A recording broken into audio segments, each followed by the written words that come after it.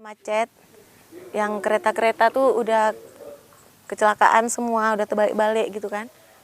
I had just woken up when I felt the first earthquake. It was a slow shaking. Later in the morning, I was walking up the road with one of my sons, when suddenly I saw buildings moving. The shaking was very hard, and the windows all began to break. That was when I realized that this was no ordinary earthquake. But I didn't realize that the sea would come inland.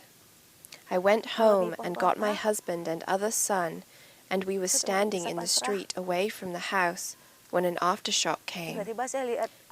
Then I saw people running away from the hospital.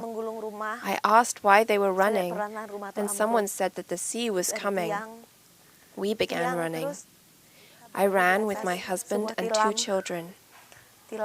We ran to the end of the road and it was jammed with cars. It was so overcrowded with people and cars that no one could move.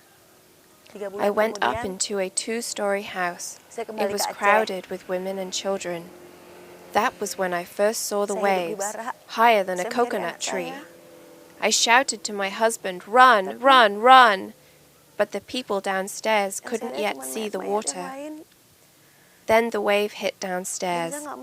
The porch collapsed, and then the rest of the house. I was carrying my young son, and the house collapsed on us, and then he was gone. I must have been unconscious for about 5 minutes, and suddenly I realized that I was being carried by the water.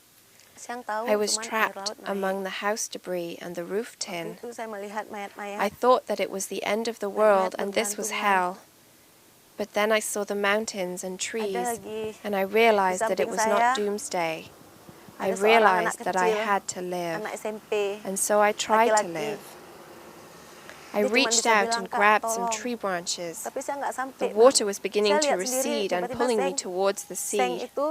I kept holding on to the branches, and then I realized that I was on top of someone's house, 3 stories high. I was in another neighborhood, 5 miles from my village, trapped on top of this house. It was then that I began to see the dead bodies hanging around me. And then I noticed a schoolboy. He was calling to me, "Sister, help!" But I couldn't reach him, and suddenly he was hit by a piece of roof tin, and he was gone. Later, I was rescued and taken to the hospital along with a few other survivors. The earth was still shaking. 3 months later, I returned to Aceh. I lived in a barracks and searched for my husband and sons, but the village was empty. There was no sign of life anywhere. Before this, I had never even heard the word tsunami. My advice is, if you feel a big earthquake, a long earthquake, this could be a tsunami earthquake, and you should search for high ground. There will be a tsunami.